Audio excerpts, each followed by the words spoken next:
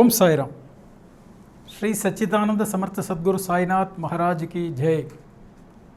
ஜெய் ஜெய் ஸ்ரீ சுவாமி சமர்த்தா. ஜெய் ஜெய் ஸ்ரீ சுவாமி சமர்த்தா. மகாராஜ் ஸ்ரீ சுவாமி சமர்த்தா. அக்கல்கோட் ஸ்ரீ சுவாமி சமர்த்தா. கோபுரம் டிவி நேயர்களுக்கு சுந்தர் சாயின் சிரம் தாழ்ந்த நமஸ்காரங்கள். நம்ம அக்கல்கோட் ஸ்ரீ சுவாமி சமர்த்த மகாராஜ் லீலாமிர்தத்தை பருகி கொண்டிருக்கிறோம். அந்த அக்கல்கோட் ஸ்ரீ சுவாமி சமர்த்த மகாராஜ் லீலாமிர்தத்தை இந்த ரீசெண்டாக பார்த்த எபிசோடெல்லாம் பார்க்கும்போது நான் உங்களுக்கு சொன்னேன், இது எல்லாமே சேர்த்து மொத்தமாக அதோடைய லிங்க்கு நம்ம இதில் கொடுத்துருக்கா. முதல் எபிசோட்லேருந்து நிறைய பேர் மிஸ் பண்ணியிருப்பேன், நடுவில் வந்து ஜாயின் பண்ணியிருப்பேன். எல்லோருக்கும் பரிபூர்ணமாக இந்த அக்கல்கோட் ஸ்ரீ சுவாமி சமர்த்த மகாராஜுடைய லீலாமிர்தம் தெரியணுங்கிறதுக்காக எல்லாத்தையும் கன்சைஸாக இந்த லிங்க்கை கொடுத்துருக்கோம். இதை நீங்கள் எப்பப்போல்லாம் உங்களுக்கு நேரம் கிடைக்கிறதோ பொறுமையாக அதை கேட்டு இந்த சுவாமி சமர்த்த மகாராஜ் லீலாமிர்தத்தில் கிடைக்கக்கூடிய மன நிம்மதியையும் பெற்று வாழ்க்கையில் எல்லோரும் நிம்மதி அடைய வேண்டும் அப்படிங்கிறது அடியனுடைய தாழ்மையான எண்ணம். இதுக்கு வழி செய்து கொடுத்த கோபுரம் டிவிக்கும் பரிபூர்ணமாக நமக்கு அனுகிரகம் பண்ணக்கூடிய அக்கல்கோட் ஸ்ரீ சுவாமி சமர்த்த மகாராஜுக்கும் நம்மளுடைய கிருத்தஜ்ஞைகளும் மீண்டும் ஒரு முறை தெரிவித்துக் கொள்வோம். போன எபிசோடில் நம்ம பார்த்தோம், நாராயண் பரசுராம்ங்கிறவர் வந்து சோலாப்பூரில் இருந்தவர் எப்படி மூலவியாதினால் ரொம்ப அவஸ்தைப்பட்டு சுவாமி சமர்த்த மகாராஜுடைய ஒரு வினோதமான சிகிச்சை மூலம் இருந்தாலும் அவர் நம்பிக்கையை வைத்து பொறுமையுடன் சுவாமி சமர்த்த மகாராஜ் சொன்னதை செய்தவுடன் அவருக்கு அதிலிருந்து விடுதலை கிடைத்தது அப்படின்னு நம்ம பார்த்தோம். இந்த எபிசோடில் ரொம்ப விசேஷமாக சுவாமி சமர்த்த மகாராஜுடைய இன்னொரு பக்தர் வாசுதேவ் பல்வந்த் ஃபட்கே அப்படின்னு பேர். அவர் வந்து ரொம்ப தீவிரமான தேசபக்தர். அந்த ஆங்கிலேயர்களுடைய சிப்பாய் கலகம்னு நீங்கள் கேள்விப்பட்டிருப்பேன்னு நினைக்கிறேன் இல்லையா? ஹிஸ்ட்ரி படித்தவர்களுக்கெல்லாம் ஞாபகம் இருக்கும். சிப்பாய் கலகம்னு ஒன்று நடந்தது. அந்த சிப்பாய் கலகத்துக்கு அப்புறம் இன்னும் பெரிய அடக்குமுறை ஜாஸ்தியாச்சு, ஆங்கிலேயர்களுடைய அடக்குமுறை இந்தியர்கள் மேலே. அந்த மாதிரி அடக்குமுறை ஆனவுடனே ஜனங்கள்லாம் ரொம்ப கஷ்டப்பட்டாங்க, துன்பத்தில் அப்படியே தவிக்கிறார்கள். அந்த காலகட்டங்களில் கிறிஸ்துவ மிஷினரிகள்லாம் சேர்ந்து இந்த தாழ்த்தப்பட்ட ஜனங்களெல்லாம் போய் ஆக்குபை பண்ணி அவங்களெல்லாம் கொஞ்சம் கொஞ்சமாக கன்வெர்ட் பண்ணுறாங்க. ஏன்னா கஷ்டப்படுறவங்களுக்கு ஏதாவது ஒரு கழி கிடச்சா பிடிச்சிட்டு அதுலேருந்து நீந்தி வரலாமே அப்படிங்கிற மாதிரி இருக்கும்போது இந்த கிறிஸ்துவ மிஷினரிகள்லாம் போய் மத தலைவர்கள்லாம் போய் ஒவ்வொரு இடமா போய் எல்லோரையும் மதமாற்றம் செய்து அவர்களை கிறிஸ்தவர்களாக மாற்றிக்கொண்டிருக்கிறார்கள். இதெல்லாம் பார்க்கும்போது அந்த ஃபட்கேக்கு ரொம்ப பயங்கர கோபம் வந்துடுது.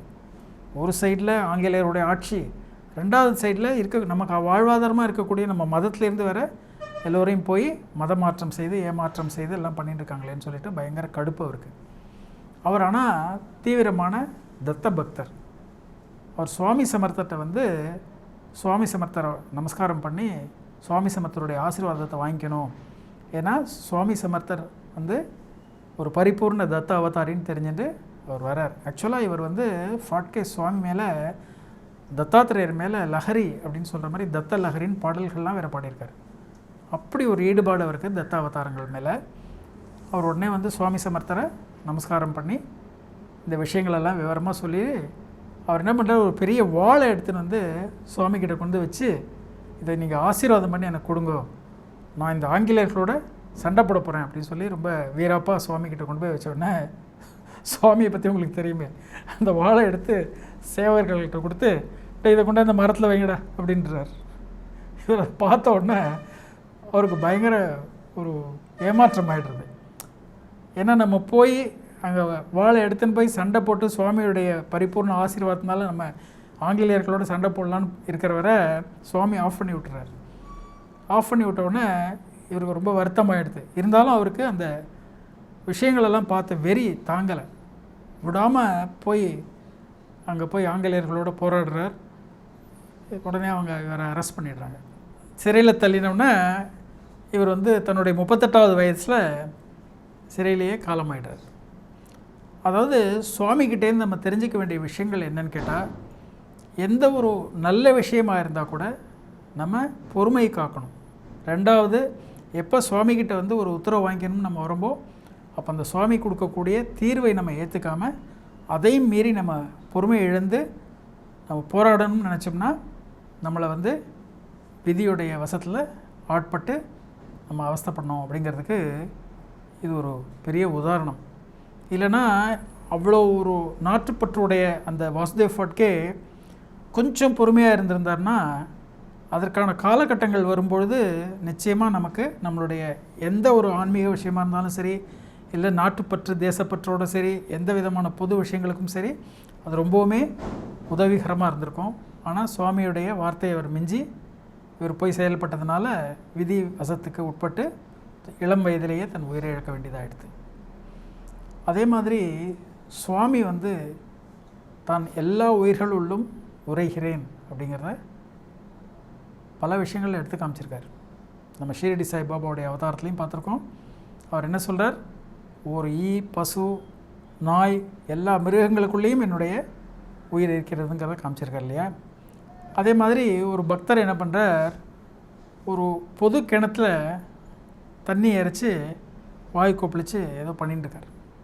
வாயெல்லாம் கழுவி இது பண்ணிட்டு இருக்கும்போது அந்த வழியாக போகக்கூடிய ஒரு சாஹிப், ஒரு ஆங்கிலேய ஆட்சியில் ஒரு பொறுப்பில் இருக்கக்கூடியவர் வந்து என்ன பண்ணுறார், அதை பார்த்துக்கிட்டு யாரோ ஒருத்தன் பொது இடங்களெல்லாம் அசுத்தம் பண்ணுறான் அப்படின்னு சொல்லிட்டு நேராக போய் தன்னுடைய பூட்ஸ் காலால் 2 உதைக்கிறார். அவர் உதைச்சவொன்னே அவர் வலினால் துடித்து கீழே விழுந்துட்டு அந்த வலி தாங்காமல் நேராக அங்கேருந்து அக்கல்கோட் சுவாமி சமர்த்த மகாராஜிட்ட வந்து தன்னுடைய கஷ்டங்களெல்லாம் சொல்லி, இது மாதிரி நான் பண்ணிட்டு இருந்தேன், இது மாதிரி வந்து இடித்து என்னை கால்லாம் பூட்ஸால் வந்து உடச்சி இடுப்பெல்லாம் வலிக்கிறது, எனக்கு இது மாதிரி ஆகிடுது அப்படின்லாம் சொன்னோன்னே சுவாமி ஒன்று அதை கேட்டுட்டு கொஞ்சம் மனசு வருத்தத்தோடு அப்படி போய்டுறாரு.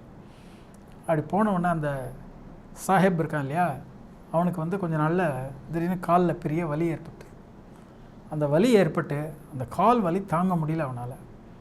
அந்த கால் வலி தாங்க முடியாமல் போனோடனே உடனே இந்த மோரேன்னு ஒருத்தர் இருக்கார், அவருடைய பக்தர்கிட்ட சொல்லி சுவாமிகிட்ட போய் சொல்லி எப்படியாவது எனக்கு இதுக்கு ஏதாவது ஒரு தீர்வு, எப்படி இந்த நாராயண் பல்ராம் கேட்ட மாதிரி, பல்ராம் கேட்ட மாதிரி, சோலாப்பூர் பல்ராம் கேட்ட மாதிரி சுவாமிகிட்ட சொல்லி ஏதாவது இதுக்கு ஒரு மருந்து மாதிரி எனக்கு வாங்கி கொடுங்க அப்படின்னு சொன்னோன்னே அந்த மோரை நேராக சுவாமிகிட்ட வரார்.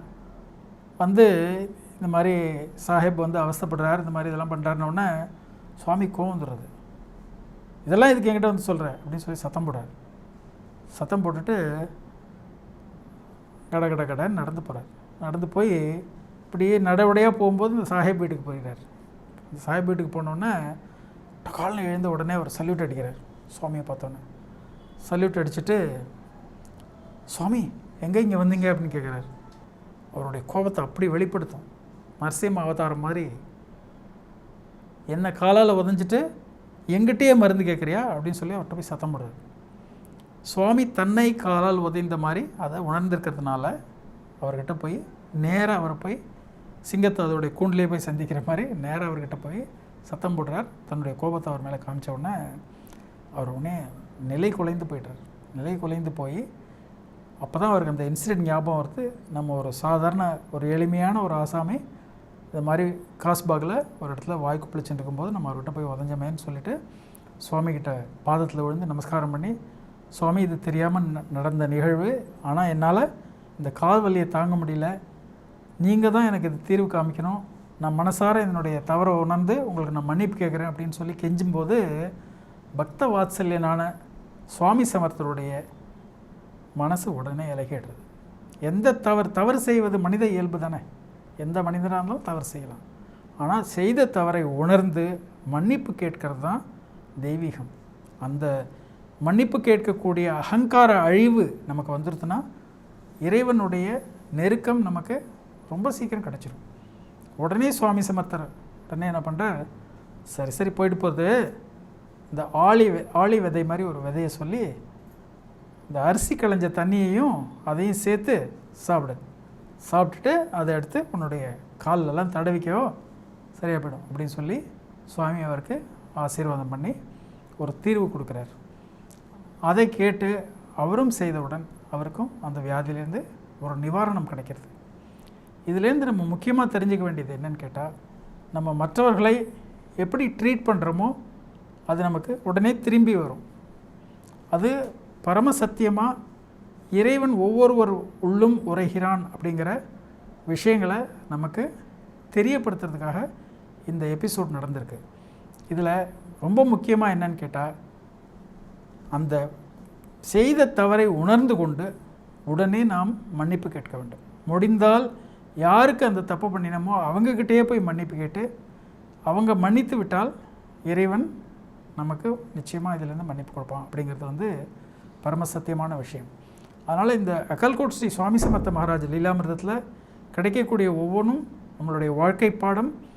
இதை நம்ம பரிபூர்ணமாக எடுத்துக்கும் போது நம்முடைய வாழ்க்கை மாற்றம் அடைந்து நாம் மேல்மேலும் நம்மளுடைய கர்மாக்களை குறைத்து கொண்டு முன்னேறலாம் அப்படிங்கிறதுக்கு இது ஒரு சான்று. நம்ம இந்த அக்கல்கோட் சுவாமி சமர்த்த மகாராஜோட லீலாமிர்தத்தை மேலும் பருகுவோம்.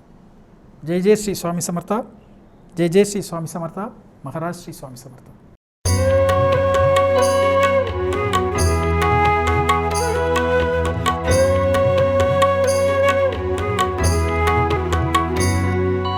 விதம் விதமான பக்தி நிகழ்ச்சிகளை உங்களுக்காக தந்து கொண்டிருக்கிறது உங்கள் கோபுரம் டிவி.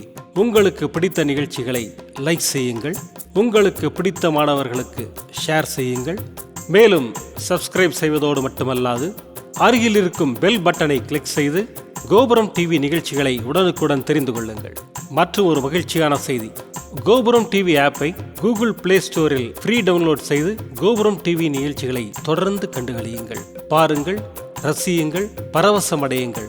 gopuramtv.com. பக்தி பக்திமயம்.